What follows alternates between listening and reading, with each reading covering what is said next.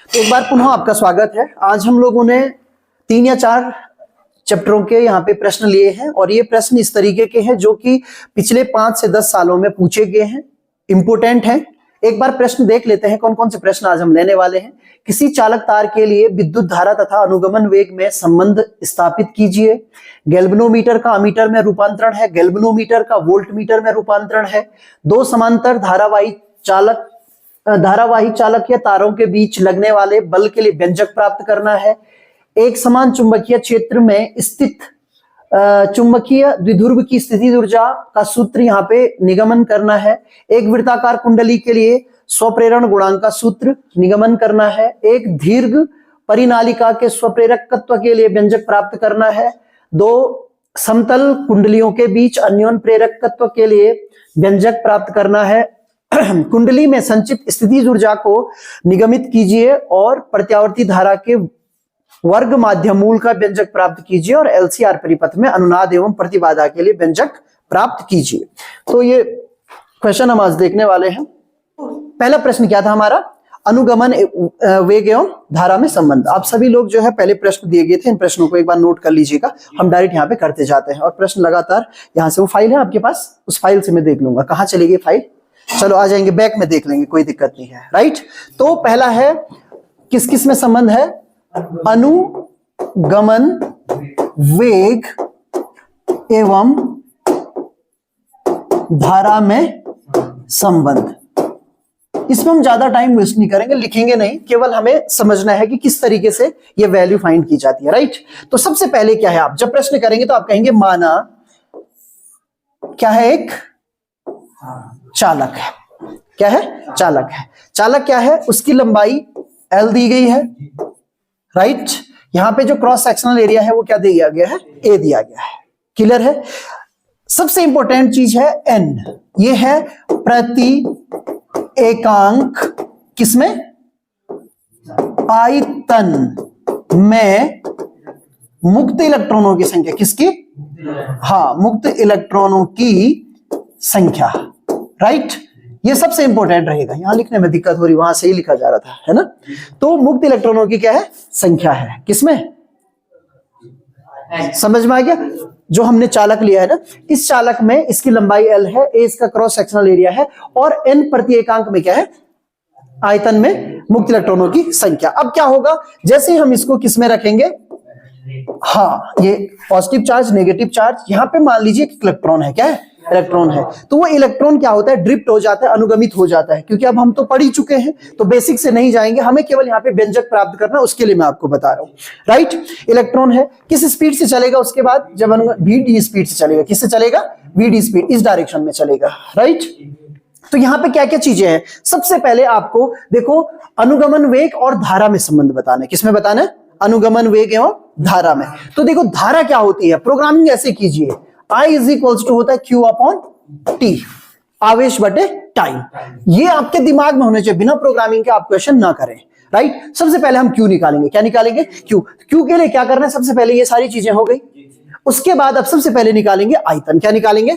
आयतन। तो आयतन क्या निकल जाएगा? AL। क्या निकला? AL, शॉर्ट में करूंगा मैं। अब ये AL तो आयतन है, ये क्यों लिखा मैंने? प्रति एकांक आयतन में मुक्त इलेक्ट्रॉनों की संख्या कितनी है? N है। तो टोटल आयतन कितना है? AL। तो कुल इलेक्ट्रॉनों की संख्या कितनी हो जाएगी? कुल इलेक्ट्रॉनों की संख्या, इसमें थोड़ा सा लिखने में दिक्कत हो रही है, NaL। राइट, तो ये समझना है अभी आपको, थ्योरी समझ में आ रहा है? हमें Q चाहिए, T चाहिए, उसके लिए हमने सबसे पहले आयतन निकाला। प्रति एकांक आयतन में इलेक्ट्रॉनों की संख्या हमारे पास है और ये क्या हो गया? NaL। राइट, अब एक इलेक्ट्रॉन पे कितना आवेश होता है? E आवेश। कितना होता है? E आवेश। तो कुल आवेश कितना हो जाएगा? हम आवेश निकालेंगे, कुल आवेश। राइट बेटा, यही Q है। Q इज इक्वल टू, तो NaL तो है ही, इनटू क्या कर देंगे? E कर देंगे। ये Q की वैल्यू मिल गई। अब हमें चाहिए टाइम। क्या चाहिए? टाइम। तो टाइम का क्या होगा? यहाँ पे जब हमने इसको वैद्युत क्षेत्र में रखा तो इलेक्ट्रॉन क्या होने लगे? यहां से गति करने लगे। कितनी दूरी तय करते हैं? L दूरी। मान लीजिए कितने टाइम में करते हैं? T टाइम में। स्पीड कितनी है? VD। कितना बढ़िया फॉर्मूला है। अरे है, हमारे पास कौन सा वाला फॉर्मूला होता है? चाल बराबर दूरी बट्टे समय। तो हमें यहां पे क्या चाहिए? समय चाहिए। तो समय T बराबर क्या हो जाएगा? दूरी बट्टे चाल यानी VD, राइट। तो ये T की वैल्यू हो गई, इस फॉर्मूले में रखें तो मान लीजिए अनुगमन वेग ये I इज इक्वल टू क्या हो जाएगा, हमें धारा की वैल्यू चाहिए, Q मिल चुका है NEAL अपॉन T क्या मिला, L upon VD, right. L से L कैंसिल हो गया, I इक्वल्स टू क्या मिल गया, NEA और VD, right. This is the relation between drift velocity and electric current, अनुगमन वेग तथा इतना ही वैल्यू आपको करना है, राइट। 2 या 3 नंबर में प्रश्न पूछा जाएगा, थोड़ा सा लिखना आपको आना चाहिए। लिखना कैसे है, माना एक क्या है, चालक है जिसकी लंबाई L है, अनुप्रस्थ काट का क्षेत्रफल A है, प्रति एकांक क्षेत्रफल में N इलेक्ट्रॉन है, और उसके बाद ये प्रोसेस है, ये आ गया, क्लियर है। कभी कभी यहां पे एक और प्रश्न पूछ लेता है, वो पूछते धारा घनत्व में संबंध, किसमें, अनुगमन वेग एवं धारा घनत्व में संबंध। तो आपको क्या करना है, J इक्वल्स टू सीधे I अपॉन A होता है, राइट। I की वैल्यू क्या है, NEAVD, राइट, यही है, अपॉन क्या हो जाएगा A से A क्या हो गया, कैंसिल हो गया, तो J इक्वल्स टू NE और VD, राइट। तो ये रिलेशन है, क्लियर हो गया। अगर इन दोनों को हम हटा दें तो J is directly proportional to क्या हो जाएगा, VD। एक नंबर में भी ये प्रश्न पूछा जा सकता है, राइट। तो ये पहली वैल्यू है। अब कैसे हम प्रयोग करते हैं, 2 चीजें हैं, मैं यहीं पे दोनों को बता रहा हूं, एक है अमीटर और दूसरा इस पार्ट में ही हम करेंगे, ये है वोल्ट मीटर, राइट। ये 2 एक साथ करेंगे क्योंकि यहां पे अभी हम फाइनल तैयारी कर रहे हैं, कोई हम ऐसा नहीं सीख रहे हैं कि भाई बेसिक से हमको सीखना है, यहां पे थोड़ा थोड़ा नॉलेज आपको है ही, ये केवल ये है कि हम रिकैप कर रहे हैं, क्या कर रहे हैं, रिकैप, ताकि आपको याद आ जाए कि हाँ ऐसे बताया गया है, ये चीजें मुख्य है। तो अमीटर क्या करता है, धारा को मापता है। यहां पे कंडीशन दी जाएगी कि 0 से लेकर I तक का कोई क्या बनाना है, अमीटर बनाना है, गैल्वेनोमीटर। और यहां पे कहेगा 0 से लेकर V वोल्ट तक का, कुछ भी हो सकता है इसको 10 वोल्ट बोल दे, हो सकता है इसको 5 एम्पियर की, 2 एम्पियर की, कुछ भी कह सकता है, ये करना है, राइट। अब होता क्या है, मान लीजिए एक गैल्वेनोमीटर है, उस गैल्वेनोमीटर का रेजिस्टेंस है RG, क्या है, RG, क्लियर है। और ये कितनी धारा ले सकता है, IG धारा, फुल स्केल डिफ्लेक्शन इसको हम कहते हैं, यानी कि IG धारा जब इसमें जाएगी तो गैल्वेनोमीटर पूरा का पूरा क्या करेगा, डिफ्लेक्शन दिखाएगा, क्लियर है। यहां भी हम यही चीज करेंगे, ये गैल्वेनोमीटर है, ये इसका क्या है, रेजिस्टेंस है, और इसमें कितनी धारा आ सकती है, IG धारा आ सकती है, क्लियर हो गया। अब जब इसमें IG धारा आ सकती है और इससे ज्यादा धारा हम इसको नहीं दे सकते हैं, तो यहां पे हम क्या करते हैं, हमारी जो धारा यहां से आ रही है वो कितनी धारा आ रही है, I धारा आ रही है। हम चाहते इसमें IG से ज्यादा ना जाए, जो I की वैल्यू होगी I is greater than IG, तो जो बाकी की धारा है वो कहां डालनी है, उसको हम क्या कर देते हैं, बाईपास, क्या कर देते हैं, बाईपास। और बाईपास कैसे किया जाता है, यहां पे एक शंट लगा के, क्या लगा के, शंट लगा के। ये एक प्रतिरोध होता है जो बहुत ही सूक्ष्म मान का होता है, ये ध्यान रखना, कभी कभी एक नंबर में फिर प्रश्न आएगा कि जो शंट लगाया जाता है उसका प्रतिरोध क्या होता है, अधिक होता है, कम होता है, बहुत सूक्ष्म प्रतिरोध होता है। अब सूक्ष्म क्यों लेते हैं, क्योंकि हम चाहते हैं कि यहां से ये धारा शिफ्ट होके इससे चली जाए, राइट। कितनी धारा होगी बेटा, I माइनस IG, क्लियर है, यहां से, और फिर यहां से क्या मिल जाएगी, हमें वापिस मिल जाएगी। डिजाइन क्या करना, हमको शंट को डिजाइन करना है, यानी कि शंट को इस तरीके से डिजाइन करना है कि इसमें केवल कितनी धारा जाए, IG धारा जाए, राइट। अब यहां पे क्या है, जो वोल्टेज है, मान लीजिए इसको हमने कितना वोल्ट देना है, V वोल्ट देना है, कितना देना है, V वोल्ट, कितना वोल्ट देना है, V वोल्ट, राइट। तो यहां पे हम क्या करते हैं, इसमें हम इसके सीरीज में, किसमें, सीरीज में, आप इस तरफ भी लगा सकते हैं, इस तरफ भी लगा सकते हैं, हम क्या लगा देते हैं, एक रेजिस्टेंस लगा देते हैं, जिसको हम R कहते हैं, क्या कहते हैं, R कहते हैं, समझ में आ रहा है। यहां पे हम प्रतिरोध इतना ज्यादा बढ़ा देते हैं कि IG धारा इसमें बहे, इसलिए इसके सीरीज में, श्रेणी क्रम में क्या लगा दिया जाता है, एक प्रतिरोध लगा दिया जाता है, क्लियर हो गया, क्लियर है। यहां पे श्रेणी क्रम में, इसीलिए मैं कंपेयर करके पढ़ा रहा हूं ताकि दोनों के दोनों आप, यहां पे श्रेणी क्रम में और कैसा प्रतिरोध लगता है, उच्च मान वाला, यहां पे निम्न मान वाला लगता है, और किस में लगता है, समांतर क्रम में लगता है। अब आगे की थ्योरी बताएं, हमें यहां भी S का मान चाहिए और यहां भी हमें R का मान चाहिए, क्योंकि यही है, अगर इस वैल्यू का हमने लगा दिया तो वो अमीटर की तरह व्यवहार करेगा, इस वैल्यू का लगा दिया तो वोल्ट मीटर की तरह व्यवहार करेगा, क्लियर है। यहां पे ये दोनों पैरेलल में है, समांतर में वोल्टेज का मान हमेशा क्या होता है, बराबर होता है, यानी कि इसके अक्रॉस में जो विभव होगा और इसके अक्रॉस में जो विभव होगा वो आपस में क्या होंगे, बराबर। तो फटाफट करें, यहां पे हो जाएगा विभव RG into IG is equal to, यहां पे कितनी धारा आ रही है, I माइनस IG और इंटू क्या हो गया S। हमें किसका मान चाहिए, तो S इज इक्वल टू क्या हो जाएगा, ये हो जाएगा IG upon I minus IG और इंटू क्या हो जाएगा RG। क्लियर है, यही है वैल्यू। आप यहां पे लास्ट में लिखते हैं कि IG और RG का मान रखने पर जो मान प्राप्त होता है उस प्रतिरोध का शंट गैल्वेनोमीटर के समांतर लगाने पर यह किसकी तरफ व्यवहार करता है, अमीटर की तरफ व्यवहार करता है। किसकी तरफ करता है, अब यहां चले, यहां पे क्या है, ये और ये श्रेणी क्रम में है, तो कुल प्रतिरोध क्या हो जाएगा, R प्लस RG, ये कुल प्रतिरोध हो गया, इसको मैं R डैश कह रहा हूं, क्या कह रहा हूं, R डैश। हमें यहां पे धारा का मान निकालना है, तो IG इक्वल्स टू क्या हो जाएगा, वोल्टेज, कितना वोल्टेज लगाना है, V वोल्ट लगाना है, और कितना है हमारे पास प्रतिरोध RG। किसका सूत्र लगाया हमने, ये ओम का नियम लगाया, क्या लगाया, ओम का। हमें मान किसका चाहिए, R का चाहिए। तो यहां से जब आप सॉल्व करेंगे, देखिए जब इसको आप सॉल्व करेंगे तो एक स्टेप ये हो जाएगा, R plus RG equals to IG upon V। समझ में आ रहा है, हमें R का मान चाहिए ना, तो R इक्वल्स टू क्या हो जाएगा, IG अपॉन V और माइनस क्या हो जाएगा R। क्लियर है, यहां से लेकर यहां तक का ये वैल्यू हो गया। क्लियर है, तो बस यहां पे भी यही लिखना है कि IG, V और R का मान रखने पर जो R प्राप्त होगा उसको श्रेणी क्रम, गैल्वेनोमीटर के श्रेणी क्रम में लगाने पर वो किसकी तरफ व्यवहार करता है, वोल्ट मीटर की तरफ व्यवहार करता है। क्लियर हो गया है, ये वाले हो गए। दो समांतर धारावाही तारों के बीच लगने वाले बल के लिए सूत्र या व्यंजक प्राप्त कीजिए। इतने ही स्पेस पे करता हूं, वहां नहीं करते हैं काम, ठीक है, यहीं पे करते हैं, दिक्कत हो रही बार बार तो है,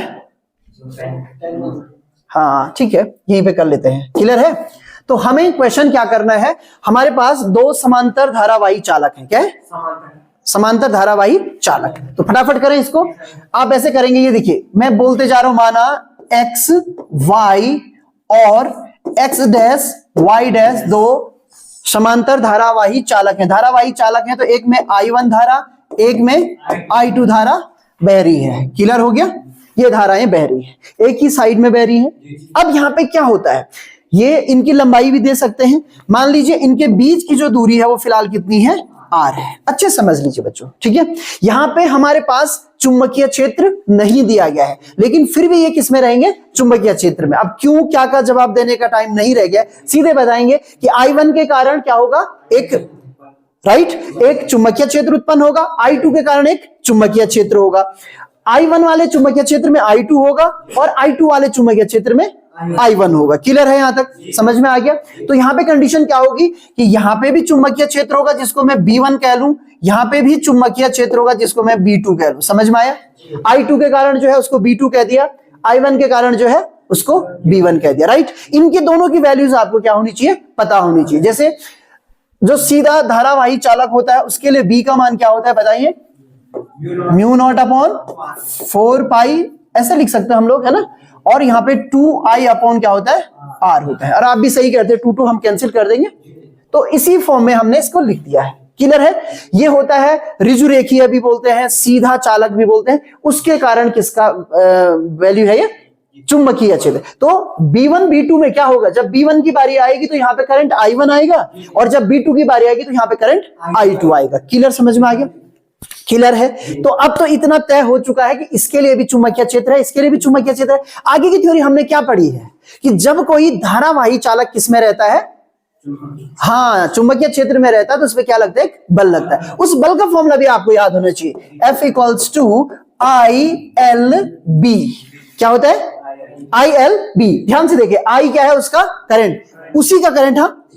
B क्या है, चुंबकीय क्षेत्र, और L क्या है, उसकी लंबाई। क्लियर है, सारी चीजें क्लियर हो चुकी हैं। फिर से बोल रहा हूं, I क्या है, उसमें बहने वाली धारा, L क्या है, उस चालक की लंबाई, और B क्या है, उसके लिए चुंबकीय, उसके लिए कह रहा हूं, उसके लिए चुंबकीय क्षेत्र। क्लियर है। अब हम क्या करेंगे, किस पे लगेगा बल, सबसे पहले I1 पे। किस पे लगेगा, I1 पे। हम कहेंगे I1 पर I2 के चुंबकीय, शॉर्ट में लिख रहा हूं, क्षेत्र के कारण बल, राइट। ध्यान से देखें, किस पर है बल? I1 पर। किस पर है? I1 पर। इस पर बल लग रहा है, किधर? इसको कहते हैं हम F1। क्या कहते हैं? F1। एक ही को समझना है, F1 हो गया। सही से आगे समझ में। देखो क्या आता है, मैंने कहा उसी की धारा आएगी, यानी I1 धारा आएगी, आ गई L। अब यहां पे हम लेते हैं प्रति एकांक लंबाई। क्या लेते हैं? प्रति एकांक लंबाई, राइट बेटा। तो यहां पे जो L का मान है वो क्या हो जाएगा? 1 हो जाएगा। क्या हो जाएगा? 1। आ गया समझ में। अब B चाहिए ना हमें, B किसका होगा? I1 के लिए B2 होगा। तो मैं यहां पे कुछ देर के लिए B2 लिख लूं ताकि आपको दिक्कत ना हो। B2 लिख दिया, फिर इसको सॉल्व करेंगे। देखो I1 ये तो 1 हो गया। अब B2 की वैल्यू क्या होगी? देखो इस फॉर्मूले का यूज करो, म्यू नॉट अपॉन 4 पाई, क्लियर है, 2। अब ये I2 आ जाएगा। क्या आ जाएगा? I2। और अपॉन क्या आ जाएगा? R। R दूरी पर, इनके बीच की दूरी कितनी है? R दूरी है। सही है। तो फाइनली हम कह सकते हैं F1 इज इक्वल्स टू हो जाएगा म्यू नॉट अपॉन 4 पाई 2 I1, सही है, I2 और अपॉन क्या हो जाएगा? R हो जाएगा। ये F1 की वैल्यू आ गई। किसकी आ गई? F1 की। इसी तरीके से मैं दोबारा कर नहीं रहा हूं, राइट। आप जब किसके लिए करोगे, यहां पे लिखोगे I1 पर, ये I1 पर था, यहां पे आप क्या लिखेंगे? I2 पर I1 के चुंबकीय क्षेत्र के कारण प्रति एकांक लंबाई में लिखना। क्या लिखना? प्रति एकांक लंबाई में बल। ठीक है, थोड़ा सा आपको मेरे साथ साथ चलना पड़ेगा, राइट। तब यहां पे क्या आ जाएगा? I2 आ जाएगा, यहां पे 1 ही आएगा, यहां पे B1 आएगा। क्या आएगा? और जब B1 आएगा तो यहां पे जहां आपने क्या किया है, I2 किया, वहां पे क्या करेंगे आप? I1 करेंगे, राइट। तो यहां पे F2 की वैल्यू आएगी, मैं डायरेक्ट लिख लूं, वो भी आएगी म्यू नॉट अपॉन 4 पाई 2 I1 I2 अपॉन क्या आएगी? R। अब आप देख लीजिए दोनों की दोनों वैल्यू क्या है? सेम है। तो वो बल इस डायरेक्शन में लगता है, इसको हम कहते हैं F2। क्या कहते हैं? F2। क्लियर है। ये एक दूसरे को क्या कर रहे हैं? आकर्षित कर रहे हैं। अब आपको फिर एक एक नंबर के प्रश्न बता रहा हूं। कभी कभी पूछता है, दो समांतर धारावाही चालकों में एक ही दिशा में धारा बह रही है। कहां बह रही है? एक ही दिशा में। जब एक ही दिशा में धारा बहेगी तो उस टाइम पे वो एक दूसरे को क्या करते हैं? आकर्षित करते हैं। जब विपरीत दिशा में बहती है तो प्रतिकर्षित करते। क्या करते हैं? राइट। और यहीं से एम्पियर का नियम भी पूछा जाता है। क्या पूछा जाता है? तो एम्पियर का जब नियम पूछा जाएगा तो उस टाइम हम कहते हैं कि इनके बीच बल लगना चाहिए 2 × 10⁻⁷ न्यूटन का। सही है। परिभाषा आप सुन लीजिए, जब मैं बोलूंगा तो आप इसको नोट कर सकते हैं, याद कर सकते हैं, राइट। क्या कहना आपने? जो सिचुएशन बनी, आप कहते हैं कि यदि, क्या कहते हैं? यदि दो समांतर धारावाही चालक एक दूसरे से निर्वात में, कहां पर? निर्वात में 1 मीटर की दूरी पर, यह दूरी कितनी ली जाती है? 1 मीटर की दूरी पर रखे जाएं। निर्वात में रखे हैं, 1 मीटर की दूरी पर रखे जाएं। और यदि उनके बीच में जो बल लगे वो कितना लगे? 2 × 10⁻⁷ न्यूटन का लगे, तो उस समय उनमें बहने वाली धारा का मान 1 एम्पियर होता है। क्लियर है? कोई दिक्कत तो नहीं है। तो ये प्रश्न भी हमारा क्या हो गया? सॉल्व हो गया। नेक्स्ट देख लेते हैं, यहीं पे करेंगे, उधर दिक्कत हो रही है हमें बार बार, है ना। ये भी हो गया। नेक्स्ट है, एक समान चुंबकीय क्षेत्र में स्थित चुंबकीय द्विध्रुव की स्थितिज ऊर्जा का सूत्र।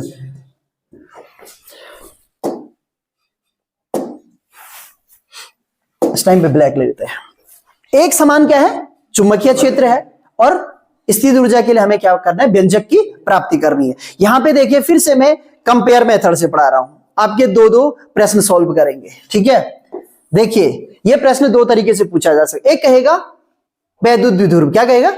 और एक अभी क्या पूछ रखा है? चुंबकीय द्विध्रुव। दोनों के चित्र भी बनाएंगे, दोनों को समझेंगे भी, मेन वही है। सबसे पहले देखिए, एक समान, ये है कौन सा क्षेत्र? वैद्युत क्षेत्र। पहले चित्र बनाना सीख लें, ठीक है। और ये वाला क्या है? चुंबकीय क्षेत्र। क्या है? चुंबकीय क्षेत्र। पहले यहां अच्छे से समझ लीजिए। क्लियर हो गया? हम कहते हैं ये पेपर प्लेन में है और बाएं से दाएं दिखाए गए। यहां पे क्या रखते हैं? द्विध्रुव। ये है पॉजिटिव और ये क्या है? Negative charge. क्लियर हो गया? यहां पे क्या रखा जाता है? यहां पे रखा जाता है एक क्षण चुंबक या बार चुंबक। ये है नॉर्थ पोल, ये क्या है? South pole. कोई प्रॉब्लम तो नहीं हो रही? यहां पे ये कितना कोण बनाते हुए? थीटा कोण। ये भी कितना कोण बनाते हुए? थीटा कोण। कोई दिक्कत नहीं है। क्लियर है? इस पे कितना बल लगता है? QE, क्योंकि यहां पे E इलेक्ट्रिक फील्ड है और यहाँ पे B इलेक्ट्रिक फील्ड है। इस पे भी कितना लगता है QE, टॉर्क भी पूछा जाएगा जब तो यही है। यहाँ पे क्या लगेगा, यहाँ पे MB, E तो नहीं बोलना है, राइट। और यहाँ पे क्या लगेगा MB। यहाँ पे जो Q की वैल्यू है उसको हम पोल स्ट्रेंथ कहते हैं, ध्रुव शक्ति, ध्रुव की सामर्थ्य, उसको M से लिखते हैं। किससे लिखते हैं? M से लिखते हैं, राइट बेटा।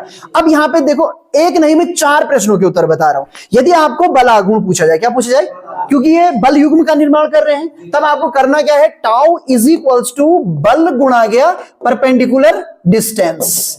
सही है। यहां पे भी आपको टाउ इज इक्वल्स टू बल गुणा गया परपेंडिकुलर डिस्टेंस। क्लियर है? शॉर्ट में करेंगे। जब इसको आप सॉल्व करते हैं तो ये वाला फॉर्मूला आता है PE साइन थीटा, क्योंकि ये थीटा कोण है, राइट। जब इसको सॉल्व करेंगे तो ये आता है M, कैपिटल वाला M, B साइन थीटा, तो ये टॉर्क वाला हो गया। क्लियर है? कुछ भी नहीं करना है यहाँ पे, केवल कौन सी वाली डिस्टेंस रखनी है, लंबवत वाली। और वो लंबवत डिस्टेंस ही आती है बेटा, ये देखो, यहां से लेकर यहां तक ये आती है 2L साइन थीटा। सेम यहां भी रहेगा, यहां से आप ऐसा करेंगे, ये आएगी 2L साइन थीटा। तो टॉर्क वाला पोर्शन कंप्लीट हो गया। आगे बढ़ते हैं। यहां पे हमें ये टॉर्क वाला नहीं करना है, इससे आगे बढ़ेंगे। हम सीधा लिखेंगे कि जब किसी, यहां से आप कहां से स्टार्ट करोगे, कि जब किसी, किसको, या तो द्विध्रुव बोलेंगे। कंफ्यूजन तो नहीं हो रहा? मैं दो इसलिए पढ़ा रहा हूं कि दो चीजें, तभी तो कह रहा फिजिक्स रटने का विषय नहीं है, समझने का विषय है। एक को करो, दूसरा खुद ही समझ जाओ, डिट्टो मेथड है, राइट।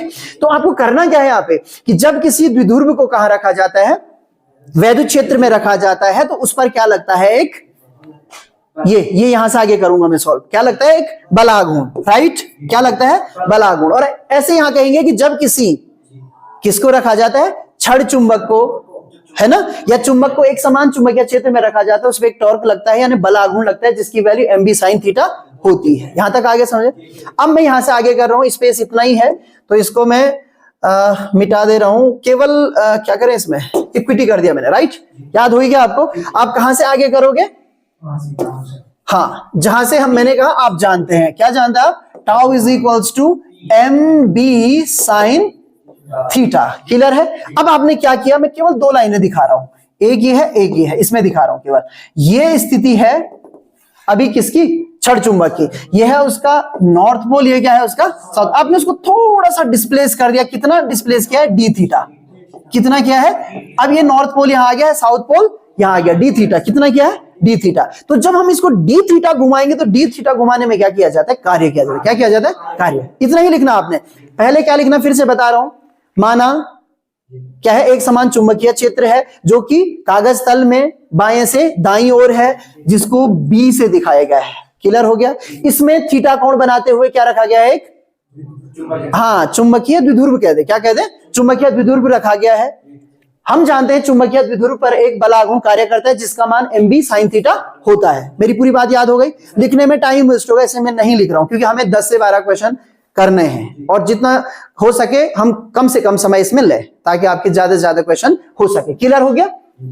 सही है ना? उसके बाद हमें आगे क्या करना है, आगे हमने क्या किया कि इसको D थीटा कोण घुमा दे। क्या कर दिया, तो D थीटा कोण घुमाने में क्या गया कार्य, D थीटा कोण, हाँ, घुमाने में किया गया कार्य, राइट। और इसको बोलेंगे DW। क्या बोलेंगे, DW। तो ये टाउ D थीटा होता है। क्या होता है, फटाफट वैल्यू रख दे, MB sine theta D theta. ये मेरे साथ मैच नहीं कर रहा है ना, इसीलिए बहुत अच्छा नहीं लिखा जा रहा है। क्लियर हो गया?